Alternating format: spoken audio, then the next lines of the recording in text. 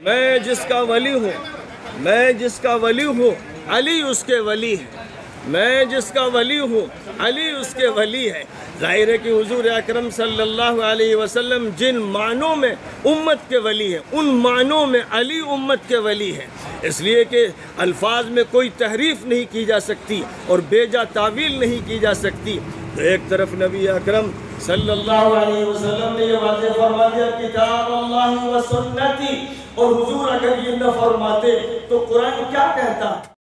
السلام علیکم ناظرین، آپ دیکھ رہے ہیں S B media YouTube channel. دوستو، اگر آپ نے ابھی تک میرا اس چینل کو سبسکرائب نہیں کیا ہے، برائے مہربانی اس چینل کو سبسکرائب کریں، لائک کریں اور اپنی رائے کومنٹ میں ضرور پیش کریں۔ تو ہمیں بتائیں کہ آپ کو میرا یہ ویڈیو کیسا لگا۔ اگر پسند آ جائے تو چینل کو سبسکرائب کر کے میرا حوصلہ افزائی فرمائیں۔ ملتے ہیں اگلے ویڈیو میں، خدا حافظ۔ اما بعد، بزرگان محترم، خانقاہوں کے سجادہ نشینان، محترم حاضرین، راولپور کی سرزمین پر آج خلیفہ باغ کے اس عہدے میں جو کانفرنس منعقد ہو رہی ہے، ایک تاریخی اور تاریخ ساز کانفرنس، اس کو صوفی کانفرنس کا مختصر سا عنوان دے دیا گیا ہے۔ ہندوستان کے عظیم صوفیاء سے متعارف کرانے کے لیے اور ان کے مشن کو بتانے کے لیے اس خانقاہ میں اس کانفرنس کا انعقاد کیا گیا ہے، اور اللہ تعالیٰ کا فضل ہے کہ ملک کی بڑی عظیم اور اہم ترین خانقاہوں کے نمائندگان اس اجلاس میں تشریف فرما ہیں۔ اس موقع پر ہم کو یہ بات اچھی طرح سے یاد رکھنی چاہیے کہ دنیا 5ویں صدی عیسوی اور 6ٹھی صدی عیسوی میں جس بدترین جاہلیت کی شکار تھی، اس میں اللہ کا دین نامانوس بن چکا تھا۔ توحید کی جگہ شرک نے لے لی تھی، ایمان کی جگہ کفر نے لے لی تھی، سنت کی جگہ بدعت نے لے لی تھی، عدل کی جگہ ظلم غالب آ گیا تھا، عفاف اور پارسائی کی جگہ فحاشی اور عیاشی غالب آ گئی تھی۔ ایک ایسی جاہلیت کا دور تھا جس کے لیے اب ضرورت تھی کہ ایک ایسے نبی خاتم کو، سید المرسلین کو، امام المرسلین کو مبعوث کیا جائے جو پوری دنیا کے لیے، پوری انسانیت کے لیے مبعوث ہوں، جن کے ذریعے دنیا کی تمام بڑی طاقتوں کا جو کفر پر اور شرک پر اور گمراہی پر قائم ہے زوال ہو اور ایک نئی دنیا کا آغاز ہو۔ آخری نبی حضرت محمد مصطفیٰ صلی اللہ علیہ وسلم جن حالات میں مبعوث فرمائے گئے ان کے بارے میں اللہ کا ارشاد ہے ظہر الفساد فی البر والبحر بما کسبت ایدی الناس لیذیقہم بعض الذی عملوا لعلہم یرجعون۔ رشدی میں اور چری میں کرپشن غالب آ چکا ہے، اللہ تعالیٰ لوگوں کے کرتوتوں کا مزہ ان کو چکھانا چاہتا ہے تاکہ اس کے بعد وہ حق کی طرف پلٹ کر آئیں۔ اس صورتحال میں جب رومن امپائر میں ظلم تھا اور ہر طرح کا بگاڑ تھا، جب پرشین امپائر میں ہر طرح کی زیادتیاں تھیں، ستمرانیاں تھیں اور فحاشیاں تھیں، جب ہندوستان طبقاتی نظام کے ظلم کی چکی میں پیسا جا رہا تھا، جب گریک فلسفی ایک قصہ پارینہ بن چکی تھی، اور جب دنیا کے تمام بر اعظم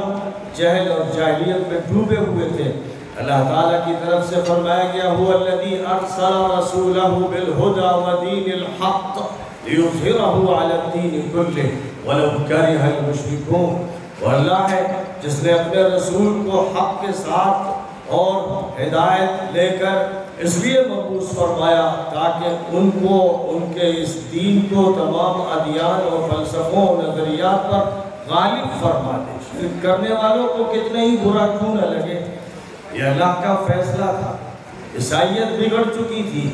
یہودیت بگڑ چکی تھی، اہل کتاب سے غافل ہو چکے تھے، اور صورتحال یہ تھی کہ اتخذوا احبارهم ورهبانهم اربابا من دون اللہ، انہوں نے اپنے پادریوں کو، اپنے مفتیوں اور قاضیوں کو اللہ کے مقابل میں خدا بنا لیا تھا۔ وہ جس چیز کو چاہے حلال کر دے تو وہ حلال، جس کو حرام کہہ دے وہ حرام۔ قالت اليهود عزير ابن الله وقالت النصارى المسيح ابن الله۔ ایک طرف دعوت ہے کہ عزیر اللہ کے بیٹے ہیں، اور ایک طرف دعوت ہے کہ مسیح اللہ کے بیٹے ہیں، اور اپنی کتاب میں تحریفات کا عالم یہ تھا کہ یحرفون الکلم من بعد مواضعہ، اللہ کی طرف سے جو کلام اتارا گیا تورات میں، انجیل میں، زبور میں، ان میں تحریفات کر دی گئی تھی، اپنے ہاتھ سے لکھ کر اللہ کی طرف نسبت کی جاتی تھی، اور فتوے جھوٹی بنیادوں پر دیے جاتے تھے۔ جب مذہب کے ذمہ دار بگڑ گئے تھے، اور جب اللہ کو چھوڑ کر کہیں آستانے کی پوجا کی تو کہیں کسی بت کی، اور کہیں مورتی کی، اور کہیں قبر کی، کہیں آستانے کی، کہیں درخت کی، اور کہیں دریا کی، اور کہیں کسی بھی چیز کی، جب دنیا میں یہ ہو رہا تھا اور لا الہ الا اللہ کو فراموش کر دیا گیا تھا کہ اللہ کے علاوہ کوئی مالک نہیں، خالق نہیں، پروردگار نہیں، معبود نہیں، مسجود نہیں، اللہ کے علاوہ کوئی نافع نہیں، ضار نہیں، محیی نہیں، ممیت نہیں، اللہ کے جو اسماء ہیں اور اللہ کی صفات ہیں ان کی نسبتوں کو فراموش کر دیا گیا تھا۔ کہیں سے جا کر شفا مانگی جا رہی تھی، اور کہیں سے اولاد مانگی جا رہی تھی، اور واسطے تلاش کیے جا رہے تھے، اور کہا جا رہا تھا مَا نَعْبُدُهُمْ إِلَّا لِيُقَرِّبُونَ إِلَى اللَّهِ زُلْفَىٰ، ہم ان کی پوجا پاٹ اس لیے کرتے ہیں کہ یہ ہمیں اللہ کے قریب کر دے۔ اس وقت اللہ تعالیٰ ان سے کہہ رہا تھا ادعونی استجب لکم، مجھے پکارو، واسطے درمیان سے ہٹا دو، میں تمہاری شہرک سے زیادہ قریب ہوں، میں تمہارے دل کی نیتوں سے واقف ہوں، تمہارے دماغ کی سلوٹوں سے واقف ہوں، تمہارے بھیدوں سے واقف ہوں، مجھ سے مناجات کرو، مجھ سے سرگوشی کرو، میرے سامنے سر جھکاؤ۔ یہی وہ اللہ کے ساتھ عبدیت اور عبادت کا تعلق تھا جس کے لیے آدم کو جنت سے روح زمین پر بھیجا گیا اور ان کو خلافت ارضی سونپی گئی۔ یہی وہ تعلق تھا جس کے لیے خداوند قدوس نے حضرت نوح علیہ السلام کو برپا فرمایا۔ یہی وہ عبدیت اور عبادت کا تعلق تھا جس کے لیے حضرت ابراہیم کو اور حضرت اسماعیل کو اور حضرت اسحاق کو اور حضرت یعقوب کو اور پھر حضرت ہود کو اور حضرت صالح کو اور حضرت لوط کو اور حضرت شعیب کو اور حضرت موسیٰ کو اور حضرت ہارون کو حضرت عیسیٰ کو ان کو برپا کیا گیا۔ اسی لیے اور یہ کہا گیا قولوا آمنا باللہ وما انزل الینا وما انزل الی ابراہیم واسماعیل واسحاق ویعقوب والاسباط وما اوتی موسیٰ وما اوتی موسیٰ وعیسیٰ وما اوتی النبیون من ربهم لا نفرق بین احد منهم ونحن له مسلمون۔ اور فرمایا گیا کہ آمن الرسول بما انزل الیہ من ربہ والمؤمنون کل آمن باللہ وملائکتہ وکتبہ ورسلہ لا نفرق بین احد من رسلہ۔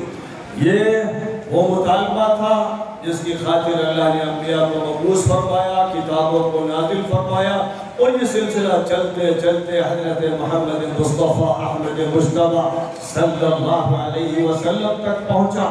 جن کو اللہ تعالیٰ نے جن و انس کی طرف مبعوث فرمایا، اور ماں باپ کے تمام ادوار کے لیے یہ طے کر دیا کہ اب جس کو جو کچھ ملے گا محمد علیہ السلام کے واسطے سے ملے گا، اب جس کو جو کچھ ملے گا وہ اس قرآن کے ذریعے ملے گا جس کو اللہ نے ہدی للناس بنایا ہے، محمد صلی اللہ علیہ وسلم کو رحمت للعالمین بنایا ہے، وَمَا أَرْسَلْنَاكَ إِلَّا رَحْمَةً لِلْعَالَمِينَ، اور ان کو حکم فرمایا ہے کہ تمام دنیا کے انسانوں سے، یہودیوں سے، عیسائیوں سے، ہندوؤں سے، جینیوں سے، بدھسٹوں سے، شرقیوں سے، غربیوں سے، شمالیوں سے، جنوبیوں سے سب سے کہہ دیں قل یا ایھا الناس انی رسول اللہ الیکم جمیعا،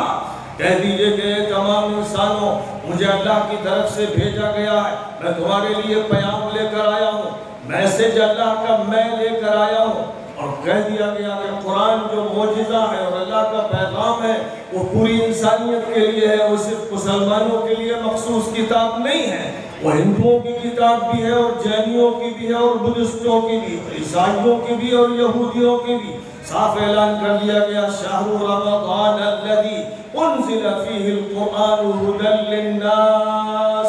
وبینات من الہدی والفرقان۔ قرآن ھدی للناس ہے، پوری انسانیت کے لیے گائیڈ بک ہے اور یہ پوری انسانیت تک پہنچنا چاہیے۔ اب جن کو اللہ تعالیٰ کی طرف سے آخری نبی بنایا گیا جبرائیل امین غار حرا میں جب ان سے ملنے آئے تو اللہ تعالیٰ کے کلام کی جو آیات کریمہ سب سے پہلے لے کر آئے، انہی سے یہ بات واضح ہو گئی کہ اب اس امت کا مشن کیا ہوگا۔ بسم اللہ الرحمن الرحیم اقرأ باسم ربک الذی خلق خلق الانسان من علق اقرأ وربک الاکرم الذی علم بالقلم علم الانسان ما لم يعلم۔ پڑھیے اللہ کے نام سے جو بہت مہربان و نہایت کرم فرمان۔ پڑھیے اپنے پروردگار کے نام سے جس نے پیدا کیا، جس نے انسان کو خون کی ایک مٹھی سے پیدا کیا۔ پڑھیے اور آپ کا پروردگار بہت کرم فرمانے والا جس نے قلم کے ذریعے سکھایا اور انسان کو وہ سب کچھ سکھایا جس سے انسان ناواقف تھا۔ نبی اکرم صلی اللہ علیہ وسلم نے اپنا تعارف کراتے ہوئے فرمایا انما بعثت معلما، مجھے اللہ تعالیٰ نے معلم بنا کر بھیجا ہے، مجھے اللہ تعالیٰ نے علم دیا ہے جس کی تقسیم میرا کام ہے، جس کی تعلیم میرا کام ہے۔ اور فرمایا انما بعثت لاتمم مکارم الاخلاق، اور مجھے اللہ تعالیٰ نے اس لیے بھیجا ہے تاکہ میں اعلیٰ ترین اخلاق کی تکمیل کر دوں۔ تو آپ ایک طرف اس علم الہی کو لے کر تشریف لائے جس کو پوری انسانیت میں عام کرنا تھا۔ یہ علم کیا تھا؟ یہ علم یہ تھا هو الذی بعث فی الامیین رسولا منہم یتلو علیہم آیاتہ ویزکیہم ویعلمہم الکتاب والحکمہ وإن كانوا من قبل لفی ضلال مبین۔ وہ اللہ ہے جس نے ان پڑھ لوگوں میں انہی میں سے ایک نبی کو برپا کیا جس کے 4 کام ہیں۔ ایک کام یہ کہ وہ اللہ کے کلام کو پڑھ کر بتائے، پڑھنا سکھائے، سلیقہ بتائے، تجوید سکھائے، قرآن سکھائے۔ ایک کام اس کا یہ کہ وہ قرآن کے معنی بتائے، مطلب بتائے، تفسیر بتائے، تشریح فرمائے۔ ایک کام اس کا یہ ہے کہ وہ حکمت اور دانائی اور دانشمندی کی باتیں سمجھائے اور تہذیب سکھائے اور تمدن عطا فرمائے اور زندگی کے ہر گوشے کے خلا کو پر کر دے۔ اور ایک کام اس کا یہ ہے کہ وہ دلوں کا تزکیہ فرمائے، وہ دلوں کو صاف کر دے، ذہنوں کو صاف کر دے، وہ ذہنوں کو منور فرما دے، دلوں کو منور فرما دے، باطن کو جگمگا دے، اندرون کو بقع نور بنا دے، انسان کو تمام برے اخلاق سے، ہر طرح کی بگاڑ سے، فساد سے، باطن کے، ظاہر کے، دماغ کے، دل کے، نفسیات کے، جسم کے، ہر طرح کے فساد سے بچا کر، نکال کر، دھو کر، پاک کر کے، نہلا کر، دھلا کر ایک ایسے انسان کی شکل میں پیش کر دے جس کا علم نہایت اچھا ہو، جس کے اخلاق نہایت بلند ہو، جو نہایت مہذب ہو، نہایت مؤدب ہو، جو بڑوں کا ادب جانتا ہو، چھوٹوں پر شفقت کرتا ہو، پڑوسی کا حق ادا کرتا ہو، مسلم اور غیر مسلم سب کے ساتھ اچھا رویہ اختیار کرتا ہو، جو انسانیت نہ صرف سمجھتا ہو بلکہ انسانیت بانٹتا ہو، اس کا درس دیتا ہو، جس کی وجہ سے شہروں میں امن ہو، ملک میں امن ہو، اور جس کی وجہ سے سلامتی اور سلامتی کی پکار ہو، فرشتے بھی یہ پکار لگائیں اور زمین سے بھی یہ صدا لگے۔ ایک ایسے انسان کو تیار کرنے کے لیے، اس تزکیے کے لیے نبی اکرم صلی اللہ علیہ وسلم کو بھیجا گیا۔ آپ نے اپنے اصحاب کو اور اپنے آل بیت کو ایک طرف قرآن سکھایا، قرآن کے مطالب سکھائے، اپنی حدیثیں بتائیں، اپنی سنتیں ان کے سامنے واضح فرمائیں اور پھر ان کا تزکیہ فرمایا۔ قرآن میں جس کو تزکیہ کہا گیا، حدیث میں جس کو احسان کہا گیا، 2ویں صدی میں اس کے لیے تصوف کا لفظ استعمال کیا جانے لگا، جیسے عربی گرامر کے لیے نحو اور صرف وغیرہ کے الفاظ استعمال کیے گئے۔ اور جیسے حدیث کی تفصیلات کے لیے کہیں حدیث مرسل اور کہیں حدیث مرفوع اور کہیں حدیث موقوف اور کہیں حدیث مقطوع اور کہیں حدیث غریب اور کہیں حدیث متواتر، بہت سے الفاظ استعمال ہوئے جن الفاظ کو صحابہ کرام جانتے بھی نہیں تھے، کبھی سنا بھی نہیں تھا، لیکن جس طرح دھیرے دھیرے علوم آگے بڑھتے چلے گئے، نئی نئی اصطلاحات پیدا ہوتی چلی گئی، تو تصوف ایک ایسی اصطلاح ہے جو قرآن کے تزکیے کی نمائندگی کرتا ہے اور حدیث کے احسان کی نمائندگی کرتا ہے۔ ایک موقع پر جبرائیل امین ایک اجنبی کی شکل میں حضور اکرم صلی اللہ علیہ وسلم کی خدمت میں حاضر ہوئے اور انہوں نے 3 سوال کیے، یا محمد من ایمان، یا محمد من اسلام، یا محمد من احسان۔ 3 سوالات کیے، محمد صلی اللہ علیہ وسلم بتائیے ایمان کیا ہے، بتائیے اسلام کیا ہے، بتائیے احسان کیا ہے۔ آپ نے ان تینوں کے بارے میں جوابات دیے، سب کی تفصیل کا یہ موقع نہیں۔ احسان کے بارے میں جب پوچھا، بتائیے احسان کسے کہتے ہیں، خوبی، عمدگی، حسن و جمال عطا کرنے کا کیا مفہوم ہے؟ فرمایا ان تعبد اللہ کأنک تراہ فإن لم تکن تراہ فإنہ یراہ۔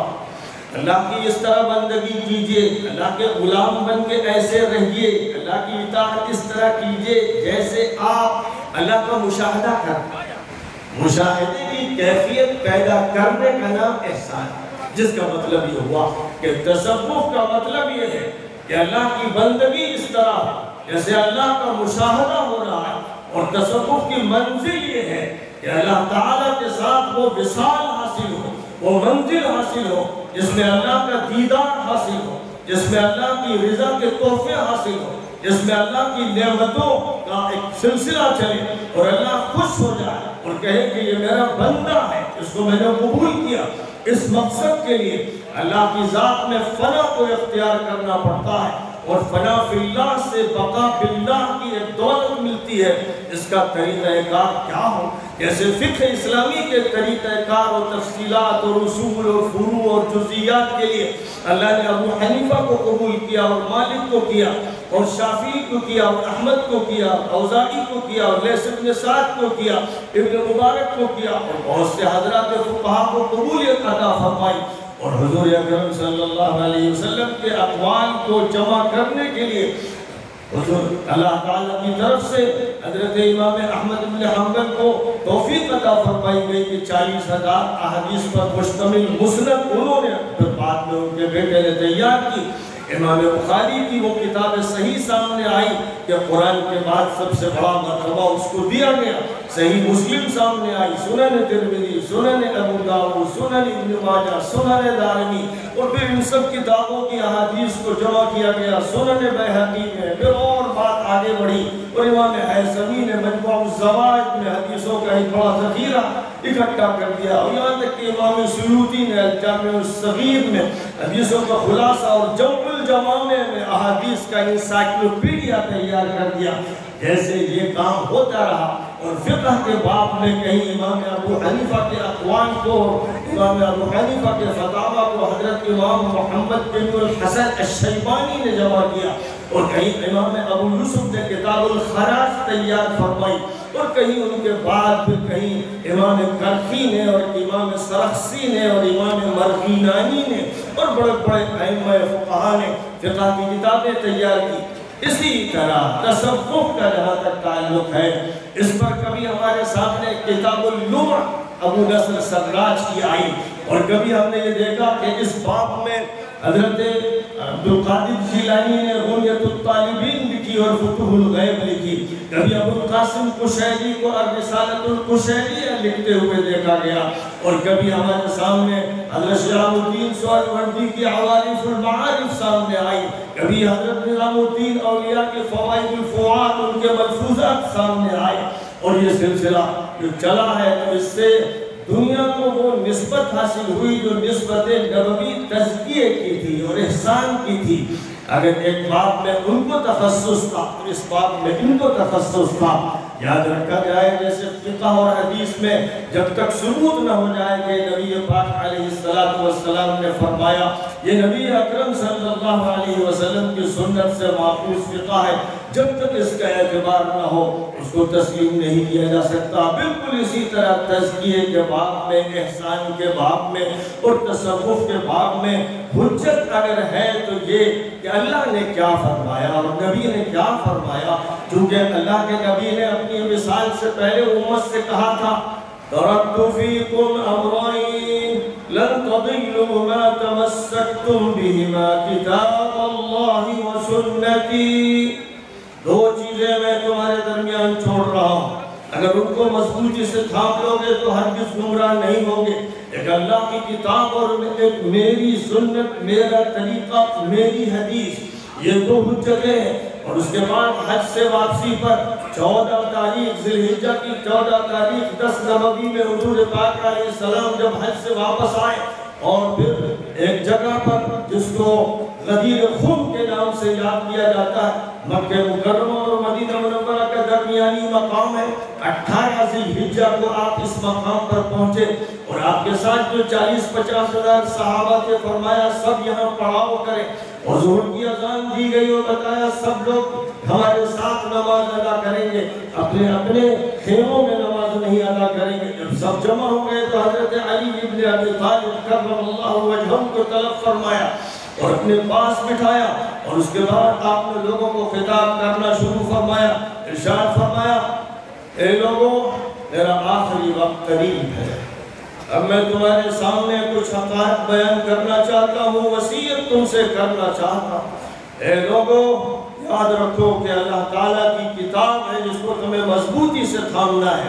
اور پھر یوں فرمایا ترکت فیکم ثقلین لن تضلوا ما تمسکتم بہما کتاب اللہ وعطرتی اہل بیتی،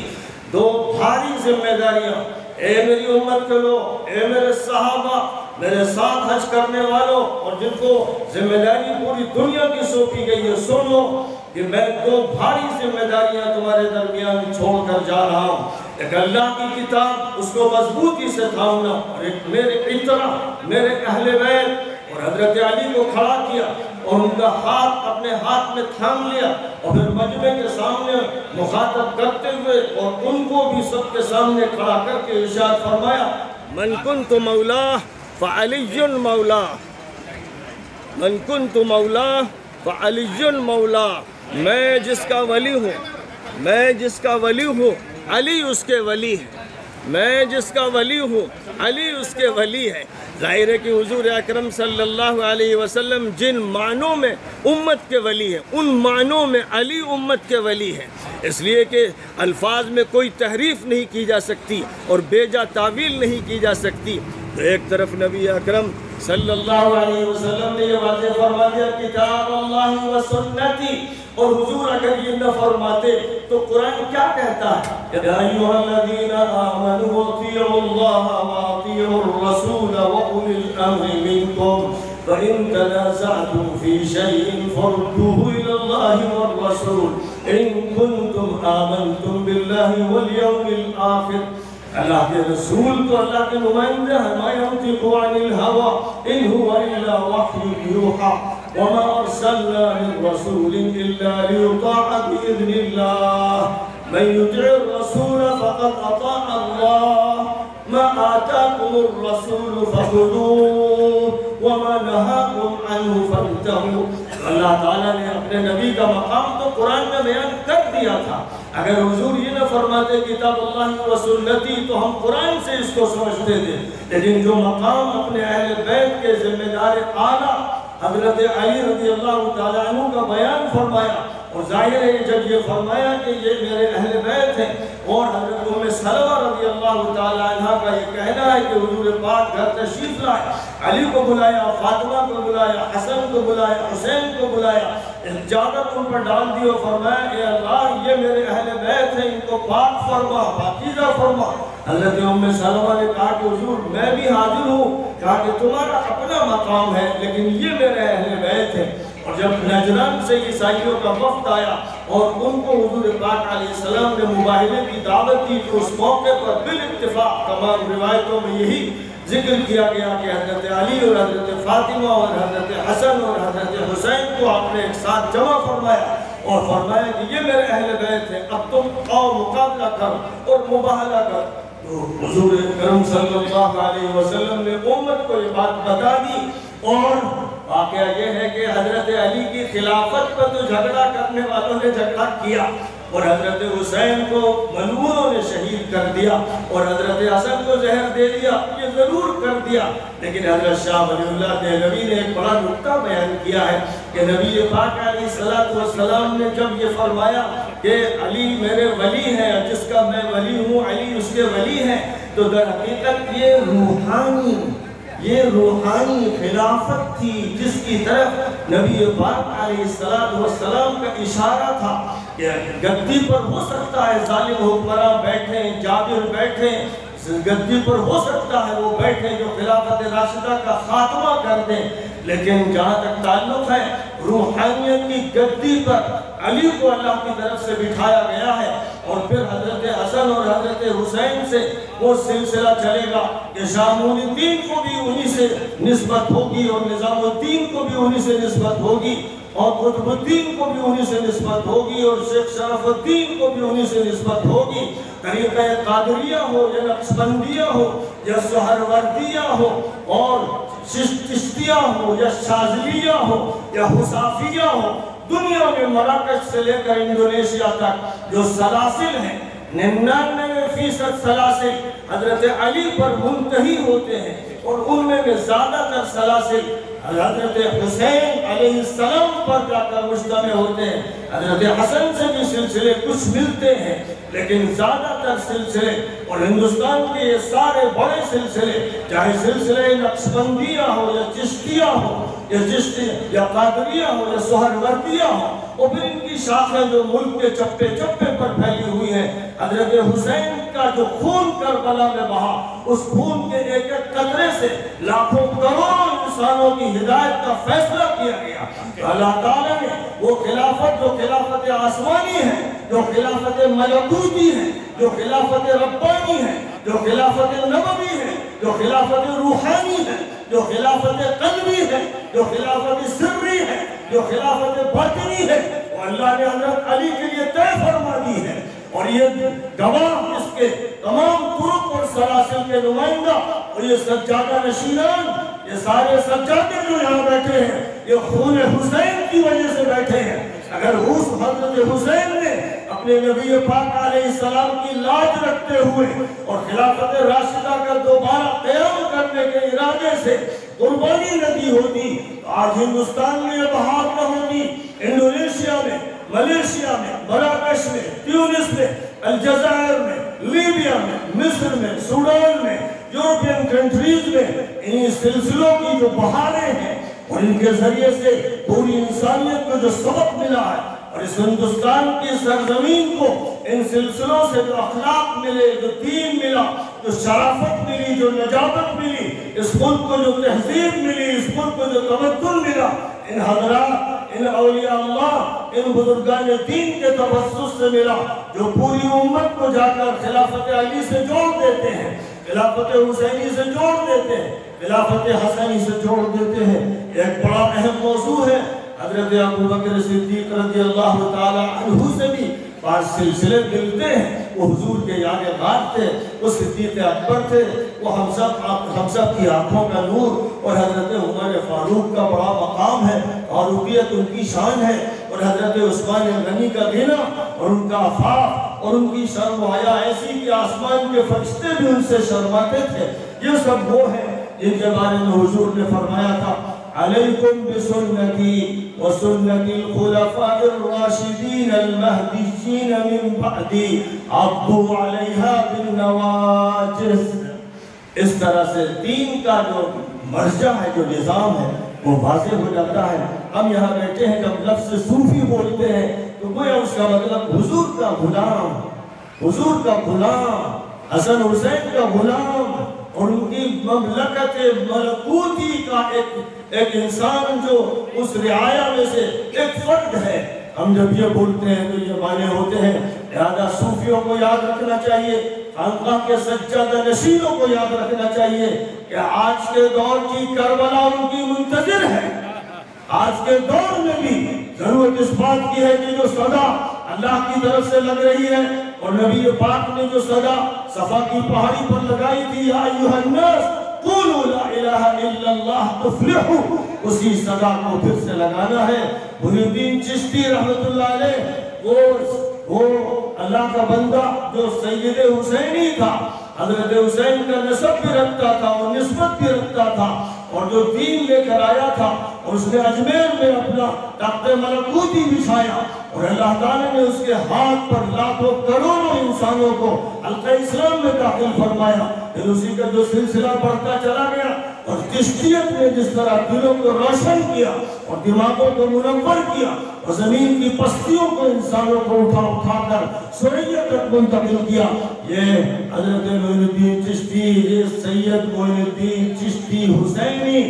علیہ السلام کا وہ مقام ہے کہ جس مقام کو ہمیں یاد رکھنا چاہیے, اور ان حضرات کے کردار کو دوبارہ اپنی اپنی سرزمین پر دہرانے کی تیاری کرنا چاہیے. آج ہمارا ملک پھر پیاسا ہے, آج ہمارا ملک پھر بھوکا ہے, آج ہمارا ملک پھر ننگا ہے. آج انہیں پھر ضرورت ہے کہ یہ اس دربار میں پہنچے جہاں سے ہدایت ملی تھی, اور دوبارہ اس سرچشمے تک پہنچ جائیں جس سے سیراب ہوئے تھے. اس لیے اس موقع پر میں سمجھتا ہوں کہ بڑا تاریخی موقع ہے, اور انشاءاللہ بھاگلپور کی یہ خانقاہ کا یہ اجلاس تاریخ ساز بنے گا. میں یقین سے کہتا ہوں کہ یہ تاریخ ساز بنے گا, اور یہاں سے دعوت کا وہ چشمہ پھوٹے گا, اور اصلاح و تجدید کا وہ کام ہوگا کہ پورے ہندوستان میں وہی صدا ہوگی لا الہ الا اللہ کی, محمد رسول اللہ کی, اور خلفائے راشدین کے مقام کی, اور علی ولی اللہ کی, اور ولی رسول اللہ کی. یہ حقیقی صدائیں سامنے آئیں گی, اور صحیح رخ پر انشاءاللہ لوگ چلنا شروع کریں گے. ایک مرتبہ پھر ایمان کی وعد بہاری کا سلسلہ ہوگا. بس ان چند باتوں پر اکتفا کرتا ہوں, میں نے آپ کا وقت بہت لیا. آپ فرمائیں. وآخر دعوانا ان الحمدللہ رب العالمین. دوستو اور بھی مزید ویڈیو اگر آپ دیکھنا چاہتے ہیں تو سب سے پہلے چینل کو سبسکرائب کریں, لائک کریں, اور اگر آپ کے من میں کوئی سوال ہے کامنٹ باکس میں ضرور دیں. پھر ملتے ہیں اگلے ویڈیو میں. خدا حافظ.